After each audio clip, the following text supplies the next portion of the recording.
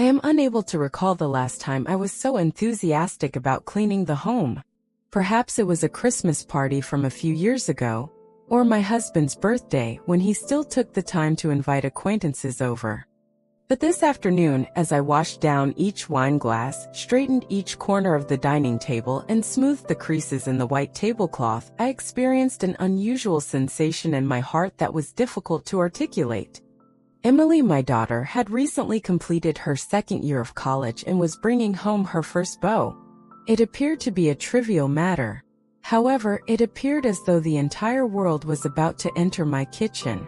I was indifferent to whether or not she had selected the appropriate individual. I was merely inquisitive. Alternatively, it is possible that I required something novel to divert my attention from the stagnant atmosphere of my personal life. I was prepared with a smile on my face when Emily entered through the open door. However, I later encountered him. My daughter's boyfriend. From the instant our eyes met, I was aware that something was amiss. He was not overly handsome or flashy, but his demeanor was composed, and he exhibited a level of forbearance that was almost gentle as he stood behind her. His maturity was beyond his years. "I am Julian, and it is a pleasure to meet you."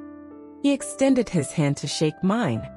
His gaze was unwavering, his voice was profound, and his smile was just the right amount to captivate me. I am uncertain as to why I became aware of it, but I was aware that I was beginning to experience emotions that were not appropriate. Maybe it was simply due to his courteous demeanor, I consoled myself. Perhaps it was due to the fact that it had been an extended period since I had encountered an individual who had taken me by surprise. However, as I sat across from him at dinner, his hand resting gently on the back of Emily's chair, I found myself observing his every movement as if I were an outsider, observing something specific. An excessive amount of life. It is excessively authentic. I came to the realization that I was not observing my daughter. I was gazing at him. I washed dishes in the kitchen by myself that evening, after everyone had retired to their apartments. I endeavored to comprehend the peculiar sensation that festered within me. However, the more I contemplated it, the more apprehensive I became. I am not frightened of him, terrified of myself. I was apprehensive because the mere memory of that expression caused my heart rate to accelerate. I was apprehensive because for the first time in a long time, I no longer perceived myself as a mother or a wife. Rather, I saw myself as a woman. And I was uncertain as to whether I was prepared to confront that. Julian was present in the kitchen when I arrived the following morning. He was using one hand to pour coffee while the other was open to allow the morning sun to enter. I paused for a few seconds, not because I was taken aback, but because the image was so tranquil and distinct from my preconceived notions of my daughter's beau. When he observed me standing in the doorway, he stated, "I believed you enjoyed coffee in the morning." My hand reflexively drew my robe closer, as if to conceal something vague, as I nodded slightly and attempted to smile. The kitchen's atmosphere was characterized by a warm and reassuring aroma that was neither coffee nor light. It was a sensation that was difficult to articulate but incontrovertible. A few minutes later, my spouse entered the room, still partially asleep. Julian was greeted with a cordial stroke on the shoulder, and he then turned to me and gently kissed my cheek. The breakfast was a typical family affair, and everything appeared to be in ideal order. I was no longer experiencing a sense of normalcy. I gazed at Julian as if I were attempting to regain the objectivity that had eluded me the previous evening. He sat across from me, engaging in conversation with my spouse regarding politics, the subjects Emily was studying, and their future plans. He was intelligent, mature, and unpretentious. The space around me seemed to slow down whenever he smiled, and I despised the fact that I was able to observe these phenomena. Emily extended an invitation to him to take photographs in the courtyard in the afternoon. He painstakingly adjusted the camera angle, cleaned the lens, and assisted her in posing as I observed her smiling brightly through the kitchen window. They appeared to be the ideal coupling from a teen film, as they were both young and energetic. I was pleased for her, as I should have been. At the same time, I experienced a sinking sensation in my chest. I was not envious. Rather, I was struck by the realization that it had been an extended period since I had been gazed upon in the same manner as Julian was. How long had it been since I had felt deserving of someone's attention? Emily retired early that evening due to fatigue. My spouse participated in an extended conference call. I was alone on the veranda enjoying a glass of red wine. The summer night was serene, with the scent of damp grass emanating from the fields following an afternoon shower. I was unsurprised when Julian emerged. He stated that he was unable to fall asleep. I smiled and extended an invitation for him to sit. He gazed out into the darkness and stated, "I enjoy it here. It is tranquil." I nodded. "Certainly, but it also compels you to contemplate more than is necessary." His gaze lingered for an extended period of time as he turned to gaze at me. And I did not. "Please turn your attention elsewhere." Subsequently, we did not engage in extensive conversation. We remained seated, as if we were two strangers with a secret that neither of us was willing to disclose. However, I was beginning to anticipate instances such as this, a sensation that I was reluctant to acknowledge. Isolated. In the absence of sound. With individuals for whom I should not have waited. I was uncertain as to where I had done something incorrect. However, I was aware that my heart would have long since begun to deviate from what was right if emotions had morals. I believed that I could effortlessly revert to my previous roles as a calm hostess, wife, and mother after spending the evening on the veranda.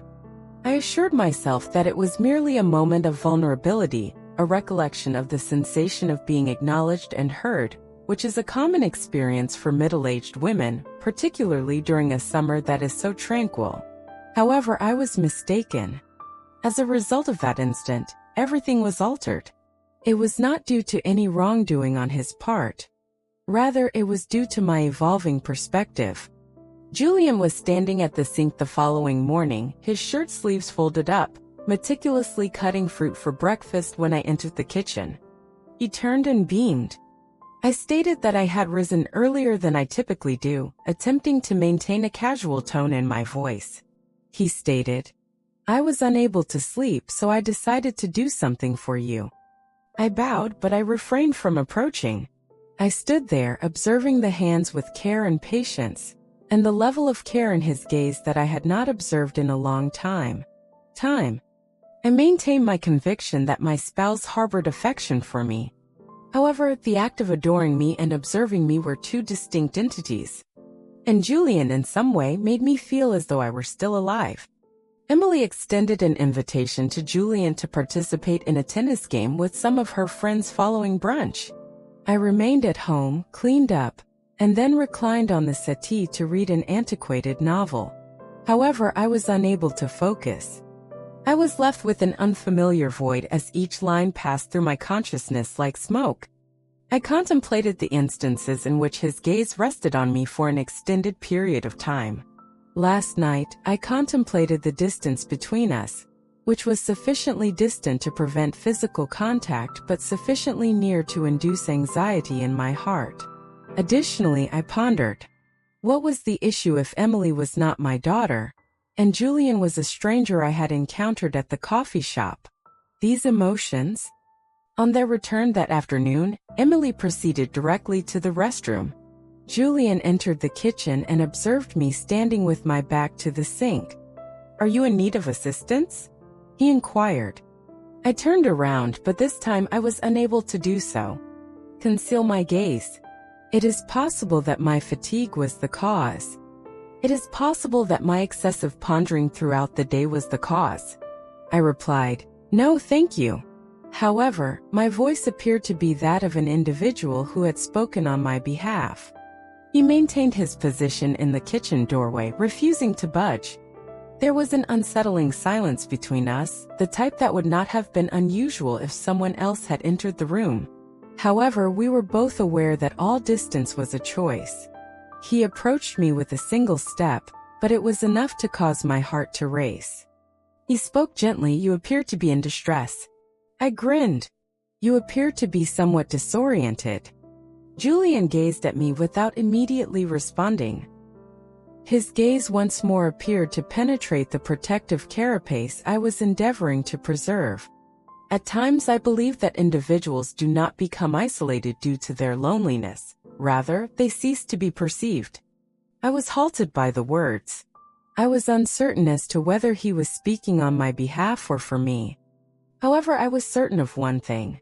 We would have gone too far if I had responded immediately, if I had allowed myself to stray a bit more. Additionally, what is that? I was not adequately prepared. I refrained from participating in the dinner party with the rest of the group that evening. I declared that I was fatigued and retired to my chamber at an early hour. I lie in bed for an extended period of time without turning on the light, listening to the gentle wind outside the window and the night insects as a soundtrack to my inner turmoil. Emily was in my thoughts. She continued to sleep soundly, maintaining her complete confidence in me. I contemplated my spouse, the individual who occupied the adjacent room, who was unaware that his wife was grappling with an unspecified issue. I was reminded of Julian, whose seemingly innocent words, gentle voice, and calm gaze served as a reminder that I was still alive. I was uncertain as to whether I had fallen unconscious or simply dozed off due to exhaustion. However, it was nearly midnight when I awoke. The house was silent, with only the dim light from the hallway shining through the gap in the door. Although I was parched, I proceeded to the kitchen in silence. I experienced a sensation of being in a dream in which I was both a character and a stranger observing me from an external location, as each footstep echoed softly on the old wood floor. The kitchen was illuminated when I arrived. Julian was present, holding a glass of water. His eyes were unsurprised as he turned around. I was also unable to sleep, he stated, as if it were entirely natural to convene in the galley in the middle of the night. While opening I nodded. I reached into the cupboard to retrieve a glass, but my hands trembled as I poured. I could sense his gaze on me. It was not disrespectful or inquisitive. Rather, it was a gaze that evoked a sense of authenticity in me that I had not experienced in several years. We were seated across from one another at the dining table. We did not exchange words. Two blurred shadows were projected on the table by the soft yellow light, both in close proximity and at a distance. I took a drink of water, and as the glass touched my lips, I noticed Julian watching my hand. I retracted my hand and placed it on my thigh to maintain my balance in response to the gaze. And then he spoke in a low, almost whispering voice. "You are aware that there is something. I do not believe it is appropriate for me to disclose this information, however, I am uncertain." I hesitated. Despite the warning that echoed in my mind, I persisted in my inquiry. "What is it?" He fixed his gaze on me, his eyes unwavering. I had never considered I would experience a sensation similar to this. Regarding the mother of my partner. On my part, I refrained from speaking despite the fact that my pulse was pounding. He persisted. "I am aware that it is incorrect, and I do not anticipate your response. I do not believe it is possible for me to maintain the illusion that something is not present." I inhaled. I was being addressed by a multitude of voices. A woman, a wife, and a mother who was convinced that she had triumphed over the vanity of emotions. However, in the end, only one voice was audible: the truth. Additionally, the reality was, I had also experienced something for an extended period of time before I was able to articulate it. I stood up, not out of wrath or confusion, but simply because I was unsure of what to do with myself for an additional second. However, Julian also stood up as I turned to depart. He assured me that there was no need for concern. "I have no expectations. I simply require. This information is intended for your knowledge. I will disregard it if you instruct me to do so. Do not bring it up again." I turned around and gazed at him for the final time. I could have said 100 things, but they all boiled down to a single sentence. I am uncertain. If I desire to forget. There was a soft confession. but it was beyond the realm of protection. I was aware that there was no turning back the instant I said it. Julian refrained from approaching me, kissing me, or touching me. But everything was different in his gaze and in my heart. I abruptly reversed direction, nearly sprinting to my bedroom, and closed the door. The door behind me closed as if to encase my emotions. However, this was not the case. I sat down on the bed, my chest tightening and my heart in a state of turmoil, as if someone had pulled on an invisible thread. I acknowledged it. What could be more agonizing than acknowledging the existence of something that should not exist? I awoke earlier than I typically do the following morning. I prepared breakfast independently, and I was so meticulous that I felt peculiar. We refrained from uttering a word when Julian entered the kitchen. He did not attempt to initiate a conversation, and I refrained from gazing at him. We maintained a distance that had never existed before. The distance of individuals who have recently crossed the line between right and evil, and are uncertain which direction to take. Nothing was observed by Emily. She was still smiling and she was still discussing her dreams from the previous night.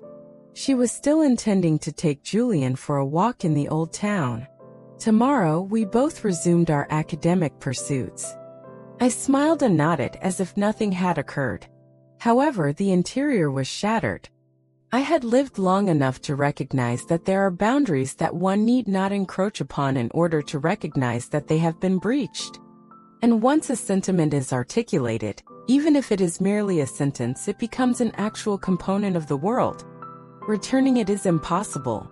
Julian and Emily departed on Sunday morning. The day was a stunning sunny day with a golden yellow hue that emanated from the south. The sunlight was not overly harsh and it filtered through the trees, creating crisscrossing streaks of light on the veranda. The house was unusually quiet, to the extent that I could hear the gentle rolling of the wheels on the asphalt, the soft footsteps on the tile floor, and my voice attempting to blend in with the silence. Emily rushed up to me and tightly embraced me. "Mother, do not be disheartened when we depart. Every weekend I will contact you." I smiled, touched her on the back and nodded. "Like any other mother," I said, "have a good time." I am uncertain as to whether my smile was full, but I was aware that there was a sensation in my chest, not agony or emptiness, but the sensation that I was on the brink of releasing something for good. Julian's gaze was as serene as ever as he stepped back, pushing his baggage.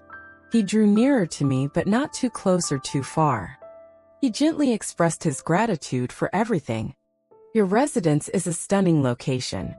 I was unaware of the definition of beautiful and refrained from inquiring. I simply nodded, my hands loosely grasping the hem of my garment to prevent myself from shaking. We gazed at each other for a brief moment, long enough to recognize that it was the final time, yet brief enough to prevent any questions. Inquiries. He made a slight, courteous bow before turning away and entering the car next to Emily. There was no unambiguous farewell, no forced smile, and no expression of regret. Silence, as if a predetermined conclusion that did not necessitate documentation. The vehicle progressed slowly down the leaf-covered path, passing by the shaded old oaks. I remained in front of the house, gazing at the car until it vanished around the corner. I remained there for a few additional minutes as if my body had not yet received the signal. There were no tears in me to turn back, only a silence that was permeating my bones, akin to the feeling of sending a loved one off to the airport, knowing that you will never see them again. I returned to my residence. The kitchen was impeccably maintained. The glass that Julian had washed was still upside down on the shelf. Everything was clean and orderly, as if no one had ever disturbed it. I involuntarily exhaled as I stood still in the slanted sunlight from the window and poured myself a glass of water. There are emotions that are powerful enough to irrevocably alter a part of a person, and there are events that do not occur but still leave a mark. That evening, my spouse arrived home late. He stated, "I observed Emily posting a picture as soon as I entered the house. You two appear to be exceedingly content." I nodded. Suffices that she is content. He removed his jacket, approached me, and placed a gentle hand on my shoulder as he had always done. "What is the matter?"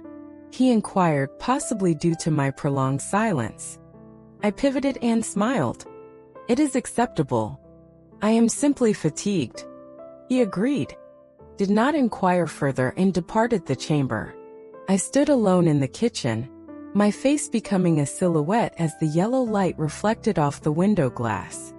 I gazed at myself, not to observe, but to inquire, who was the woman in the mirror? Was it the mother who had recently dispatched her daughter, or was it the wife who was acquiring the ability to maintain her silence? Subsequently, Julian and I did not correspond via text. We remained silent, as if we had made an invisible commitment to one another. This was not a thank you, an apology, or an arbitrary text. There was only one thing I was certain we would both remember, and it was not because it was special, it was because it was something that used to exist, despite the fact that no one had named it, acknowledged it, or kept it. Life returned to normal for weeks following the incident. I continued to cook, water the plants, and shop for supplies on Saturday mornings. However, occasionally, as the night descended and I sat alone on the porch, I recalled that look. It was a look that had regarded me not as a mother or a wife, but as a woman who was still alive. And I smiled, albeit only slightly, as if I had touched something precious and fragile, recognizing that I could not retain it, yet never regretting the act of touching it. The story's just beginning. There are more broken hearts and dark secrets ahead. Hit like, subscribe, and keep exploring with Love Missteps.